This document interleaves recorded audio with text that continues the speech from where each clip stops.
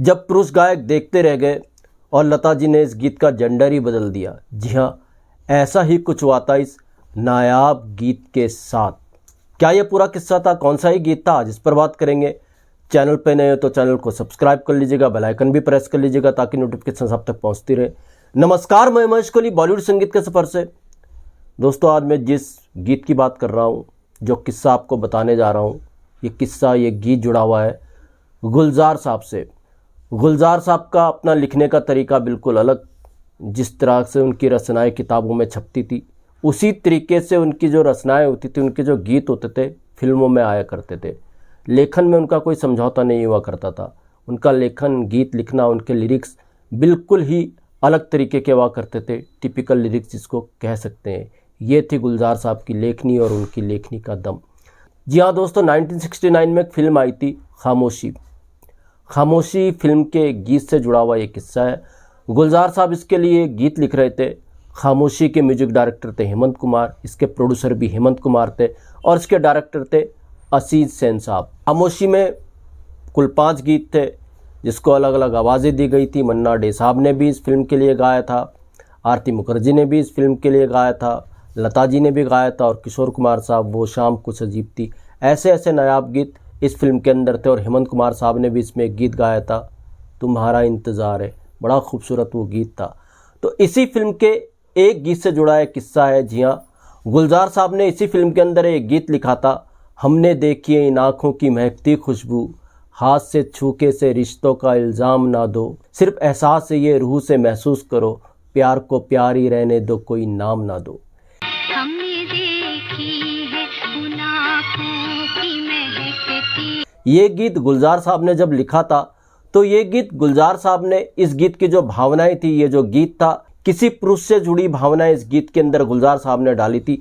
ऐसा गुलजार साहब का मानना था कि ये जो बातें हैं, हमने देखी उन आँखों की महकती खुशबू, ये तो सिर्फ पुरुष की भावनाएं ही हो सकती हैं, कोई महिला ऐसी बात नहीं कर सकती। ये गुलजार साहब का सोचना था। जाहिर सी बात है, इस गीत को भी कोई पुरुष गायक ही गाता।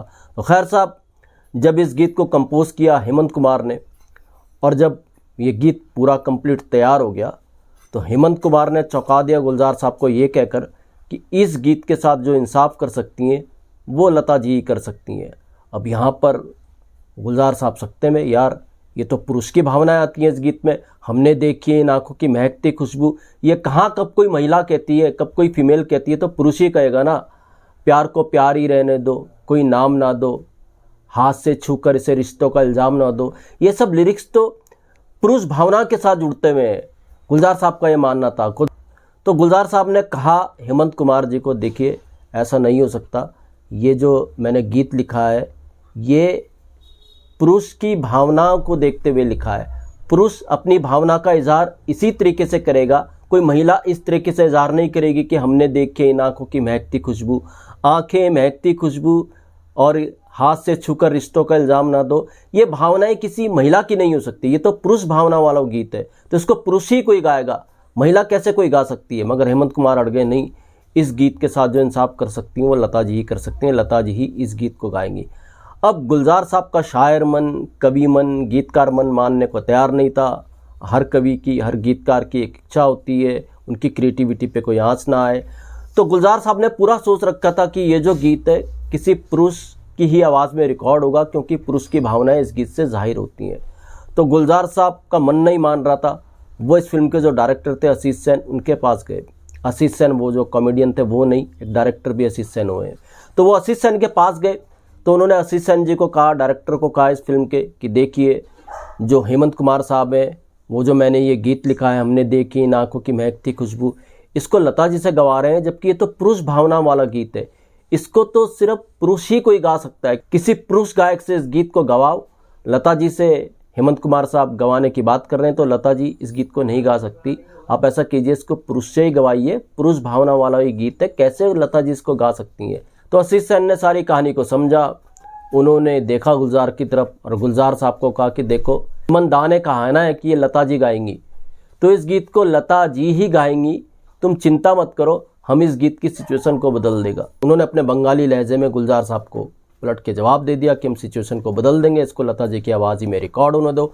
गुलजार साहब का मन तब भी नहीं मान रहा था, क्योंकि गुलजार साहब तो पक्का सोचे बैठे थे कि ये तो जो भावनाएं हैं इस गीत के अंदर वो तो पुरुष वाली भावनाएं। हमने देखी इन आँखों की महकती खुशबू, हाथ से छूके से रिश्तों का इल्ज़ाम ना दो। ये जो इल्ज़ाम और हमने देखी इन आँखों की महकती खुशबू, कहाँ ये महिला की आवाज़ में अच्छी लगेंगी? ये भावनाएं तो पुरुष की हैं, महिला गाएगी तो गीत खराब हो जाएगा।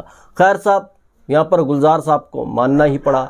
डायरेक्टर भी चाह रहे थे, प्रोड्यूसर इसके खुद हेमंत कुमार थे, म्यूजिक डायरेक्टर भी इसके हेमंत कुमार थे, डायरेक्टर, प्रोड्यूसर, संगीतकार ये सब चाह रहे थे कि लता जी इसको गाएं, तो गुलजार साहब को मानना पड़ा। तो जब लता जी को इस गीत की रिकॉर्डिंग के लिए बुलाया गया, लता जी को ये गीत समझाया गया और लता जी ने जब इस गीत को अपनी आवाज़ में रिकॉर्ड करा, जब फाइनल टेक हुआ, गीत कंप्लीट हो गया, जब गुलजार साहब ने सुना तो गुलजार साहब हक्के बक्के रह गए। गुलजार साहब को लगा यार ये तो लता जी ने इस गीत का जेंडर ही बदल दिया।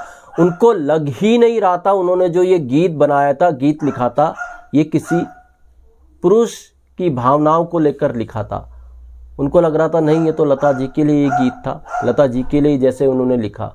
तो गुलजार साहब की यहाँ पर सोच बदली और फिर इसी गीत को जो इस फिल्म के डायरेक्टर थे उन्होंने थोड़ा सिचुएशन को बदला। इस गीत की सिचुएशन कुछ ऐसे बनी, एक लड़की रेडियो स्टेशन में गा रही है, वहीदा रहमान जी कार से जा रही हैं, तो कुछ ऐसी सिचुएशन फिर इस गीत के अंदर आई, ऐसी सिचुएशन इस गीत के लिए निकाली गई और गीत को पिक्चराइज किया गया। जब ये गीत लोगों के सामने आया तो आज तक ये गीत नायाब है, एवरग्रीन हिट्स में ये गीत आता है।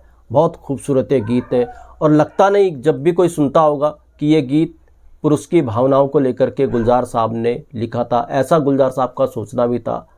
सबको यही लगता है कि नहीं ये गीत तो लता जी के लिए ही बना है। खामोशी फिल्म 1969 में आई थी, जैसा मैंने बताया। इसमें राजेश खन्ना थे, वहीदा रहमान थी। खामोशी के अंदर बहुत सी बातें हुई।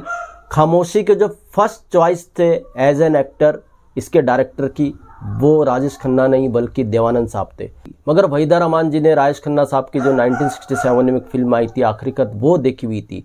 उनको राजेश खन्ना काफ़ी पसंद आए तो उन्होंने इसके डायरेक्टर आशीष सेन से कहा आप देवानंद को मत लीजिए इस फिल्म के अंदर, राजेश खन्ना को लीजिए। राजेश खन्ना का चार्म, और वो हैंडसम तो थे ही, बिल्कुल अलग तरीके उनका चार्म था। तो इस तरीके से वहीदा रहमान जी के कहने पर राजेश खन्ना को इस फिल्म के अंदर लिया गया और ये फिल्म अच्छी खासी चली। इसके गीत भी अच्छे खासे चले और बाद में ऐसी फिल्मों के बदौलत ही राजेश खन्ना एक बहुत बड़ा नाम बने।